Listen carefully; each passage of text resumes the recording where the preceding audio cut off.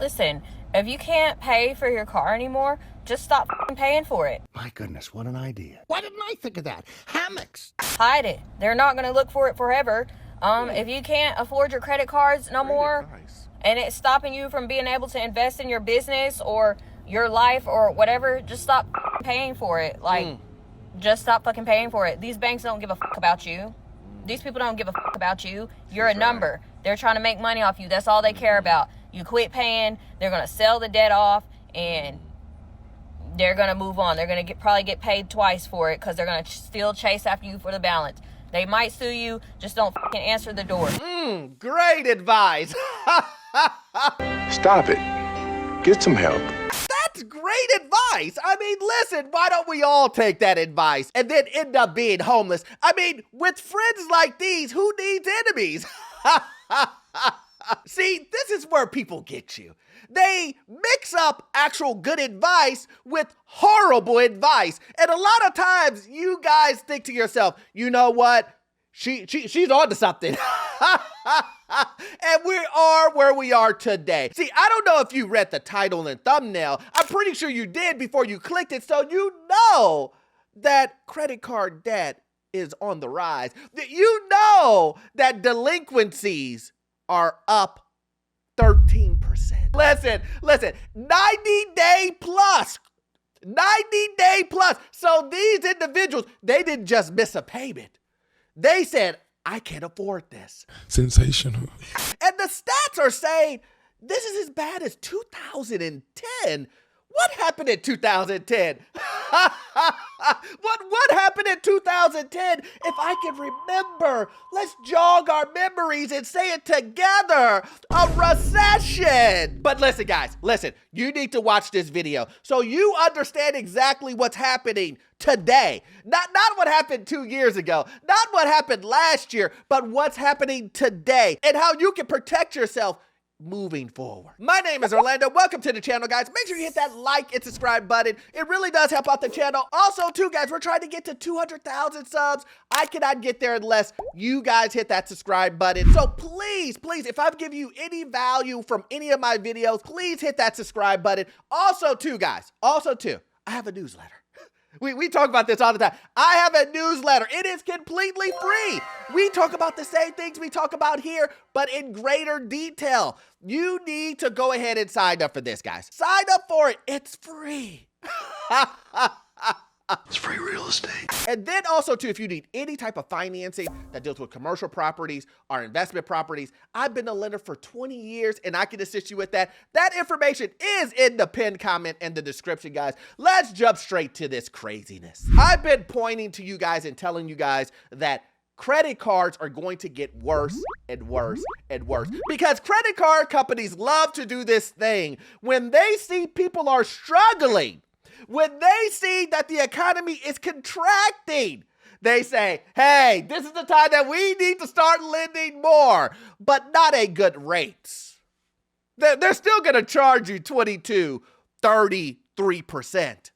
They're still going to charge you these ridiculous numbers. And I try to forewarn individuals that when the economy gets bad, these are going to be looking very attractive. Sign the contract, big boy. Sign the contract. Credit card companies are going to do things like, hey, how about this 0%?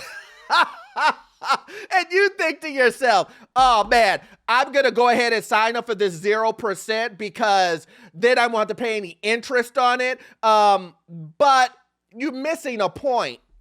You're going to pay it off and use it again.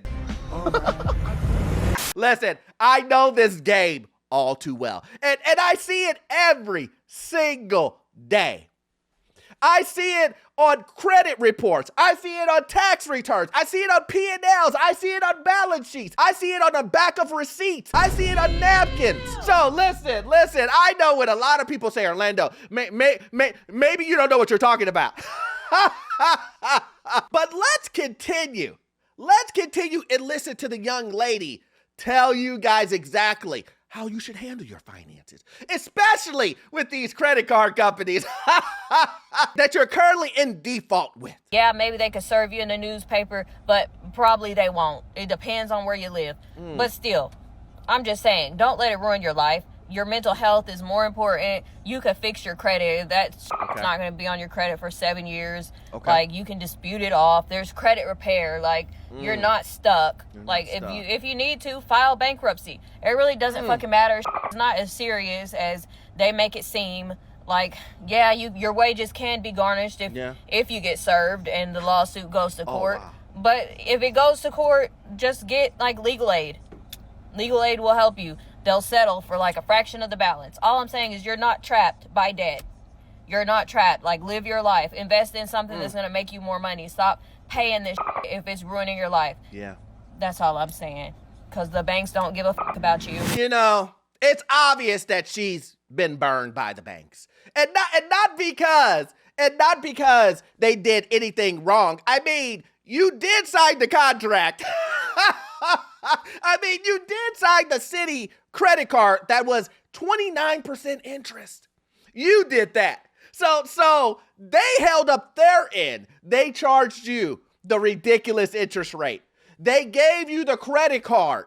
You just never paid it back. Whose fault is that? And now you deal with the consequences. Listen, I know these credit card companies are not loyal. We talk about that all the time, but you gotta do some research yourself. You gotta know that they're offering it and you don't have to take it. You do have to realize that they're trying to catch you when you're in your worst position ever. Use your common sense. Listen, and I know this young lady, she's trying to tell you, hey, just forget about it. Just forget about it. Let's go ahead and put time on the not forever.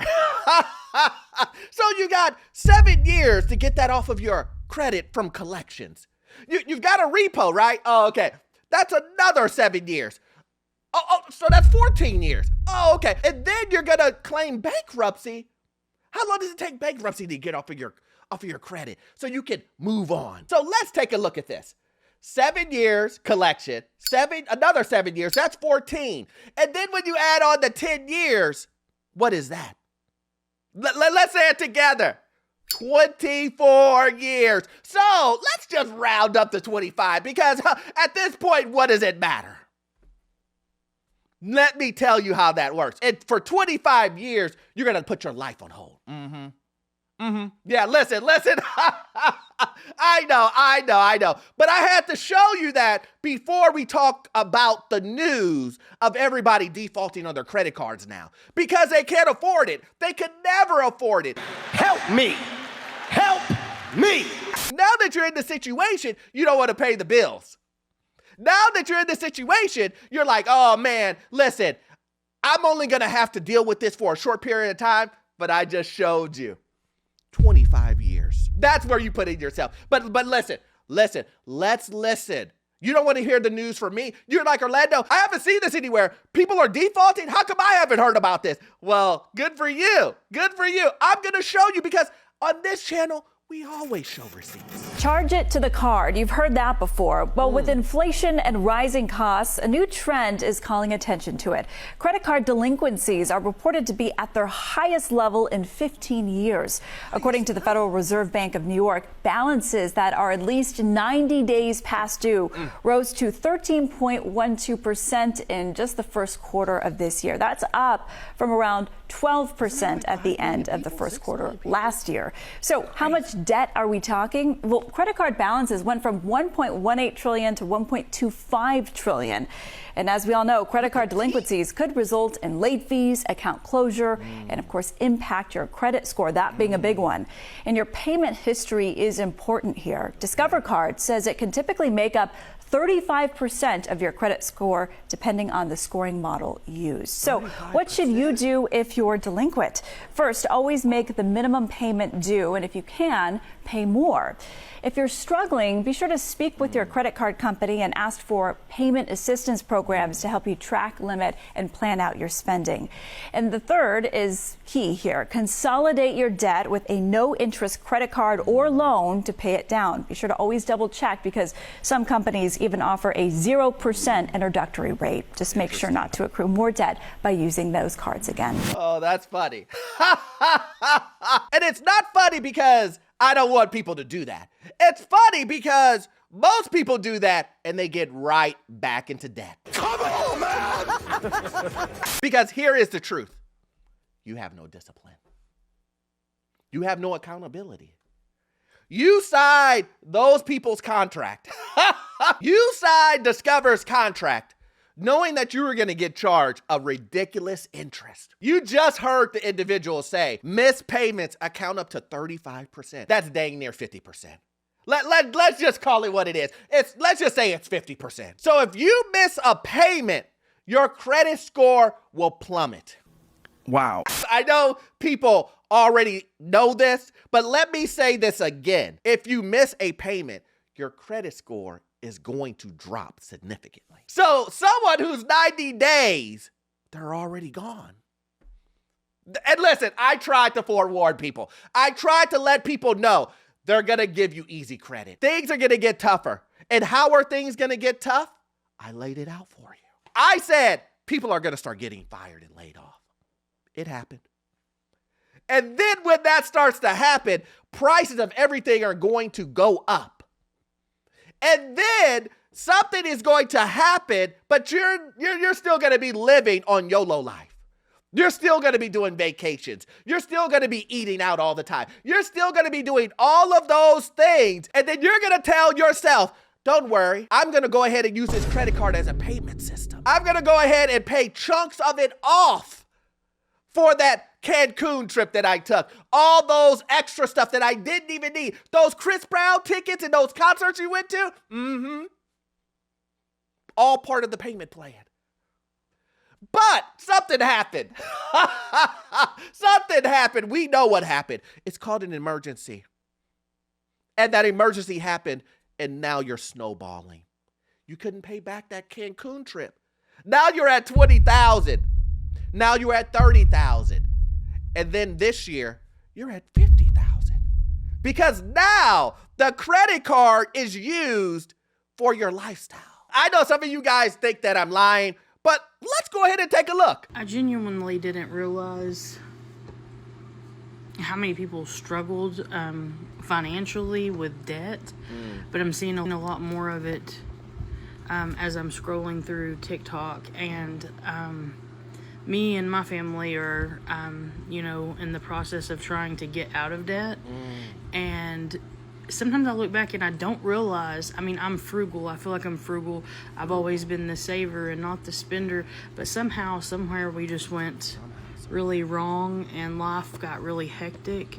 So I'm trying to undo what's been done, me and my husband, to teach our daughter to be more financially responsible, and I'm trying to unlearn the habits that I've learned to get in this debt, and that's really hard, but it's something that I really want to do. So if you have any tips or tricks, I would love to hear. Well, since you asked, I actually do have a tip. The first tip is, and I don't mean, listen guys, I'm not trying to be mean. It really isn't, but you're not a saver. You called yourself, you said, I'm a saver. No, you're not. Listen, you literally just said, I have tons of debt. I don't know what happened. You're not a saver. I'm sorry to burst that bubble, but the truth of the matter is this. She's not alone. I see this in people every day. They think they're savers. They think they're frugal. They think that they could find the best deal out there. They believe I could stretch $1, but you're buying on DoorDash. That's not stretching $1. Let's be real. How are you stretching $1? You're actually devaluing the dollar. I'm just being honest with you. You're telling yourself you're frugal. You're telling yourself you're this and that. Listen, to be frugal using credit cards, you have to have discipline. These ain't opinions. These are facts. And if you had discipline, you wouldn't have ended up in the situation $40,000, $50,000 in debt. And ongoing. It's bad. Real bad. And I can hear people say, Orlando, man, you're being a little bit too rough. You're being too, but it's the truth. If no one is going to tell you the truth about your finances, why are we here? Why are we here? If you want me to tell you What you're doing is great. If you want me to tell you, go spend more debt, then you need to make a channel and you go do it, because it's never going to come from me. And the truth of the matter is that people that lead with this, people who lead with, I'm a saver, I know everything about this and that, people who lead with that tend to not do that, or tend not to even be that. Someone who comes to me immediately and said, Orlando, before you even say anything, I'm a saver. I have all my stuff together, lined up in the row. I said, great, no problem. Let's go ahead and get your credit score. Well, let me explain to you the story. I see it all the time. And if anyone is in the industry, you see this too. But I understand. This is the summertime. You guys want to go on vacation. And the only way you can pay for it is through credit cards, personal debt. You want to use Klarna, pay it for. But here's the thing that I want you to know. It doesn't matter. It doesn't matter. It doesn't matter how far you fly away. You got to come back to these bills. No! Take that trip. I am not no financial advisor. I might fuck up your finances. I might fuck you up for the rest of the year. But one thing I'm going to do is I'm going to change your motherfucking mind about life. You know what I'll never understand? In this country specifically, we encourage debt, we love it, and we lie in bed with it all the time.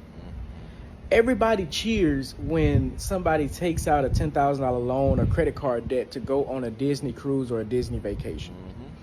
A lot of people will go, hip hip hooray when somebody goes to the car dealership, the lot, and they pick out a car that's $1,000 or $1,500 a month. And in the comment section, they'll say, well, congratulations, you only live once.